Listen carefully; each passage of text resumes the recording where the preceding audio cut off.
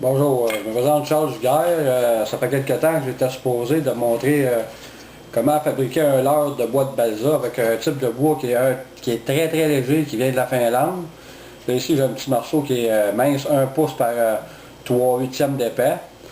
J'ai un morceau ici de 1 pouce par 1 pouce que je vais sculpter un type de leurre de surface artisanale similaire à un popper ou un genre de hula popper. On va essayer de faire des leurres qui sont vraiment imitatifs comme les compagnies connues, comme un peu les Chuck Bug.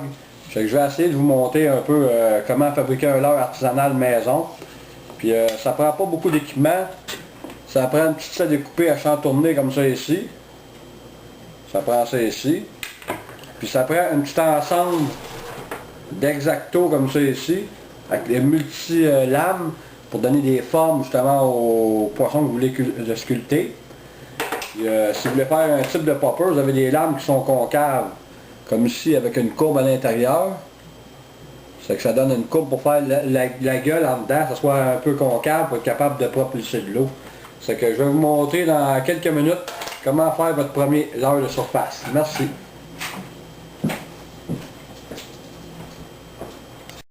Bon, c'est que je vais commencer à monter un bout de bois de balsa de 1 pouce par 1 pouce. Je vais commencer à prendre une pièce de mon morceau de bois. Je vais le faire à l'œil, je n'ai pas emmené de règle là. Environ, là, je vais faire un leurre de surface. Je vais couper environ 2 pouces et demi. Je vais faire une ligne. Avec un crayon feutre ou un crayon à mine, c'est meilleur à mine pour corriger. Puis je vais utiliser une scie qu'on appelle une scie onglet pour faire une ligne très droite parce que les lames sont très fines. C'est ici, regardez, comme vous pouvez voir, c'est très mou, c'est quasiment comme du carton. C'est le bois le plus léger. Puis aussi d'avoir un petit papier à poncer, un petit papier sablé pour être capable de corriger les contours. Puis le plus difficile, c'est pas de faire le leurre, c'est de balancer le leurre de la bonne manière. Là, je vais lui faire une forme à ma manière artisanale. Je vais lui faire un dessin.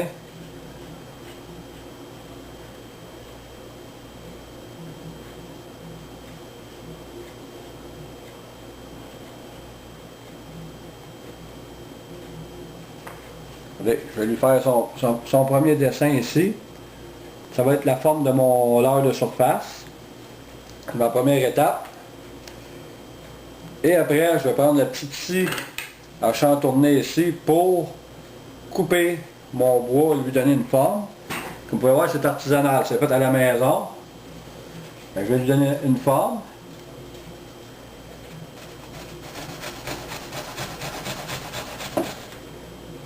La meilleure affaire, c'est d'avoir une belle atelier.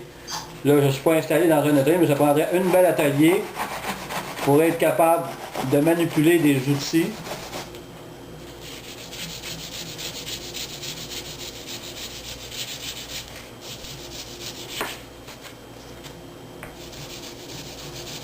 Je travaille avec une planche de bois, si possible en dessous de votre table, si vous avez une petite table pour l'abîmer.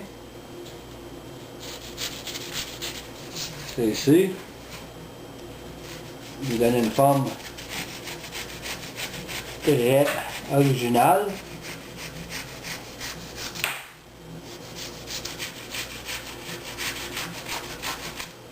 Comme ça ici.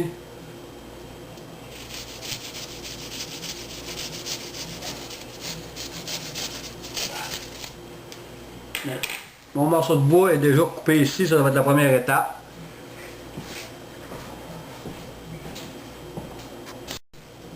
La deuxième étape, je vais arrondir justement les coins avec un X-Acto comme ça ici.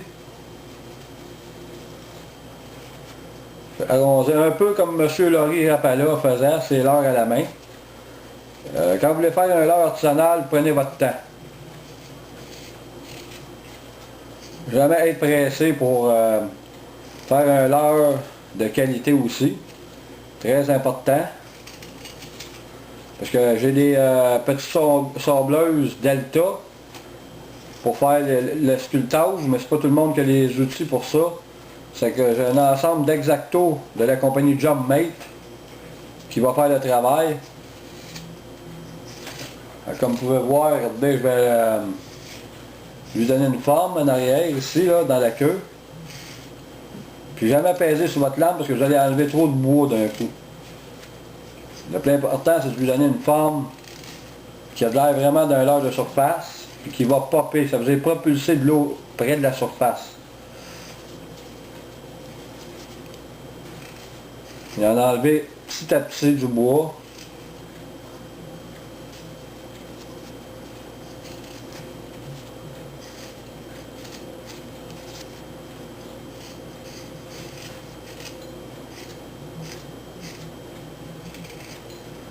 Comme vous pouvez voir, c'est un bois malléable facilement.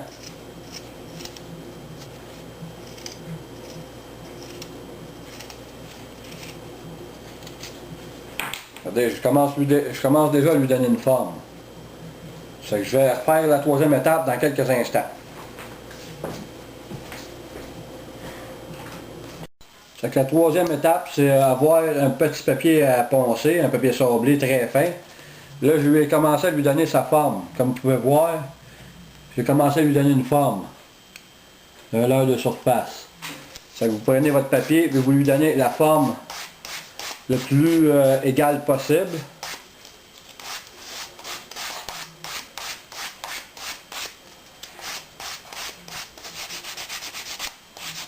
Comme vous pouvez voir, c'est très facile à manier ce bois-là. C'est comme je vous dis, c'est très très doux comme bois. Fragile, il faut faire attention aussi quand vous fabriquez votre leurre.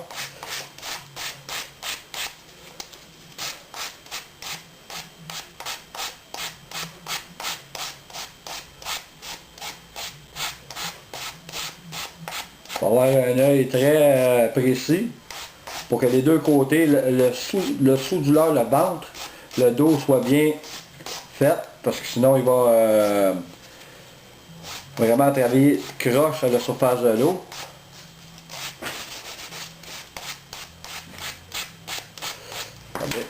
Il commence déjà à prendre vie, là, à avoir une forme.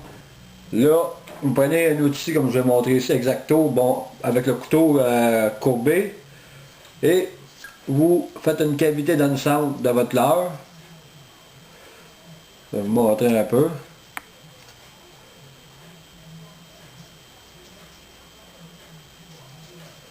C'est ici, on enlève un petit peu de bois à l'intérieur.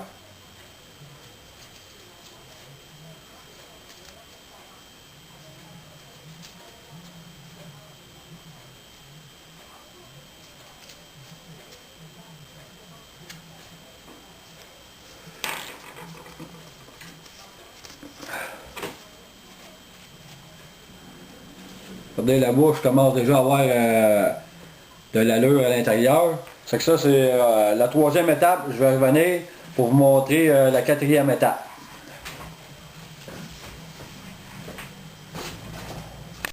C'est que vous prenez un petit bout de papier sablé comme ça ici, pour finir l'intérieur du cône en dedans. Puis avant, là, pour faire le tour de la bouche, vous prenez un papier sablé et vous égalisez le tour de la bouche le plus possible. Puis après, ce que vous faites le tour ici pour faire une belle finition.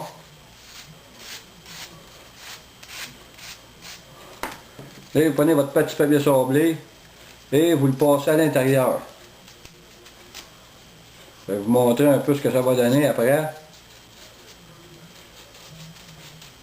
C'est un travail de patience, mais quand vous allez capturer vos premiers échigans, vos premiers brochets avec vos leurres, c'est encore plus une fierté personnelle du pêcheur pour attraper avec ses propres leurres.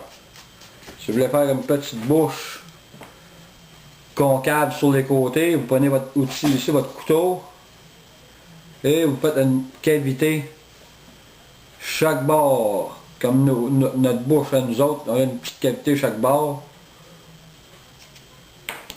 Après, on prend notre petit papier sablé, comme ça ici. Je vais vous montrer un peu ce que ça donne comme résultat. Vous allez voir que c'est très joli. Votre bouche donne ça ici. Je vais reculer un peu parce que des fois la caméra, c'est pas évident. Regardez le type de forme de leurre. Là, il commence à prendre aspect. C'est que je vais faire la 5e étape finale pour vous montrer sa forme vraiment bien faite. Fait qu'à tantôt.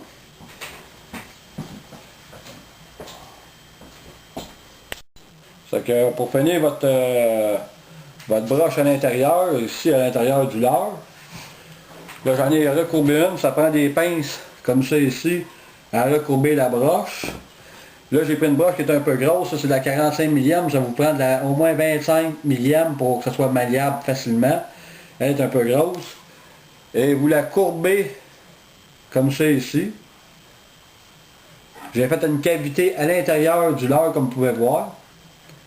Vous venez l'insérer, puis toujours mesurer vos cavités, vous venez l'insérer à l'intérieur de votre accord de bois de balsa. Comme vous pouvez voir, ça va donner ça un peu. Là, je prends ça ici. Regardez bien. Je prends la poussière de bois de balsa. Je vais la mélanger dans la colle époxy 5 minutes. Je vais vous montrer un peu comment faire le procédé. Prendre toujours les cure-dents aussi. Quelques cure-dents pour travailler. Prendre moitié-moitié de colle époxy, durcisseur et résine. Toujours. Pour avoir une bonne substance puis une bonne réaction chimique. Vous en prenez en masse. Beaucoup parce que pour être capable de plastifier en même temps votre broche, ça prend beaucoup de colle époxy. Vous prenez votre colle comme ça ici, vous la brassez longtemps. C'est ici. Là, vous prenez du brin de scie de bois de balsa. Vous mélangez ça à la colle. Un peu comme de la menuiserie pour boucher les trous. Au lieu de prendre du plastique wood, vous prenez du brin de scie.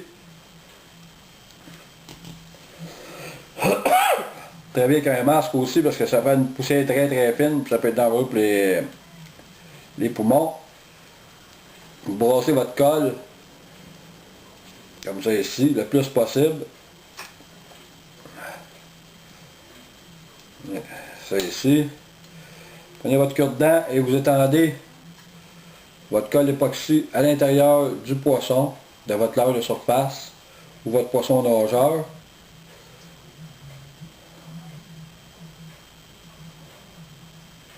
Puis insérez en masse à l'intérieur.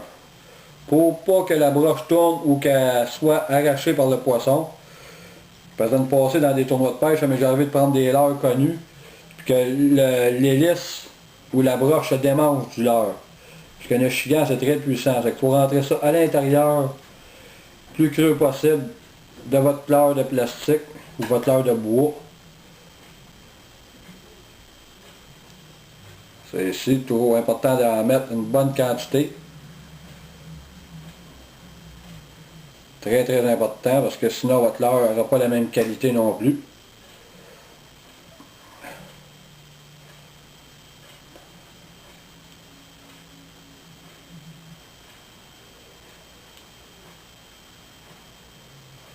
Toujours insérer de la colle à l'intérieur. Prendre un autre cure-dent, essuyer la surface. C'est ici, bien essuyé.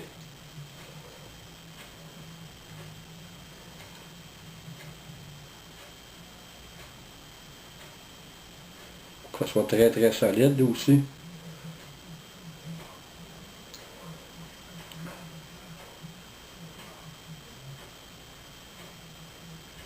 Je fais toujours un beau travail pour que le leurre soit de bonne qualité, bien balancé.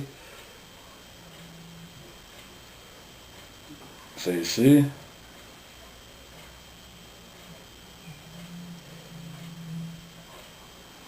Et prendre encore un surplus. Puis vous allez voir que la colle rentre à l'intérieur, vous remettez de la colle époxy à la surface.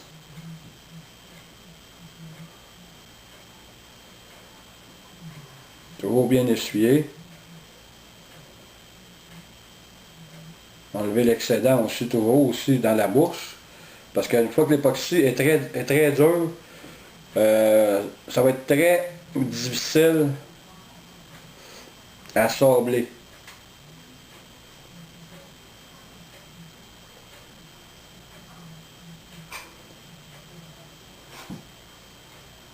Comme vous pouvez voir, c'est une job minutieuse. Il y en a qui vont travailler plus rapidement. Mais pour faire un beau leurre, il faut prendre le temps d'étendre la colle, donner de quoi de plus solide possible.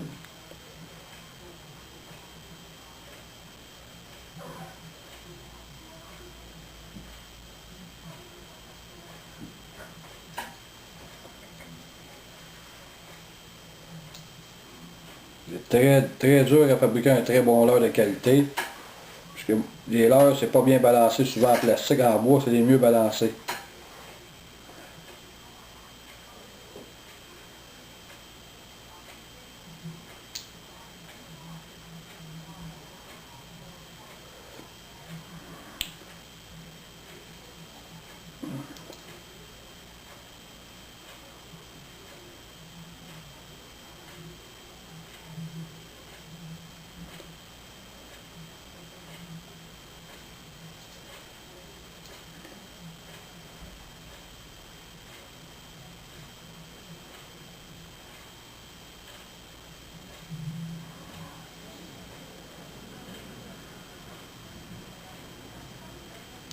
Dans votre leurre, votre broche va être insérée à l'intérieur, ici, dans le devant de votre popper.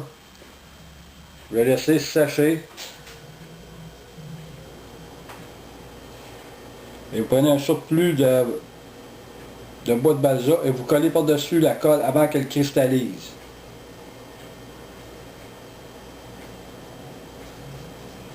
Pour faire une plus belle finition possible.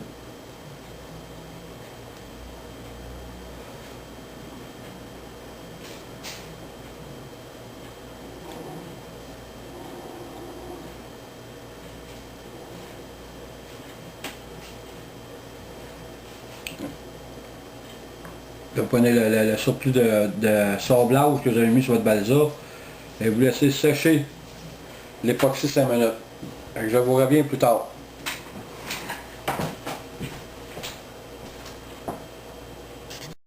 Et, le temps que votre leurre, l'époxy sèche dans le centre, vous prenez votre papier sablé et vous lui donnez forme encore un peu mieux. Vous égalisez les côtés, les joues, le tour de la tête. Vous lui donnez une petite courbe arquée aussi.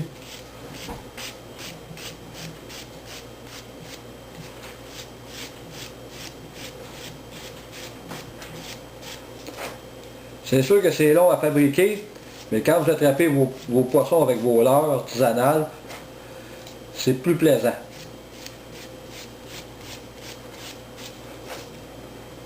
Faites le tour, vous regardez si les angles sont vraiment, les profils sont très beaux. Puis le plus possible de ne pas serrer le bois avec vos doigts, ou si vous avez les ongles longs un peu, vous allez marquer le bois. Fait que le plus possible de ne pas peser sur écraser le bois avec vos doigts ou vos ongles. C'est un bois qui est très fragile, c'est un peu comme du styrofoam, mousse. Dur là.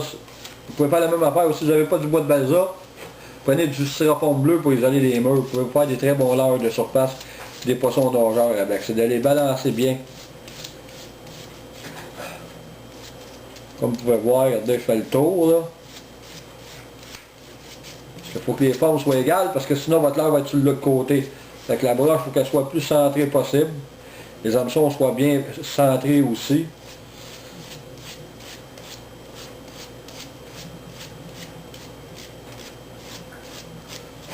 La finition, vous faites de l'époxy dessus, puis vous mettez un type de vernis pour isoler le bois, ce qu'on appelle en anglais un sealer, pour empêcher que l'eau rentre à l'intérieur et qu'abîme votre bois de balsa.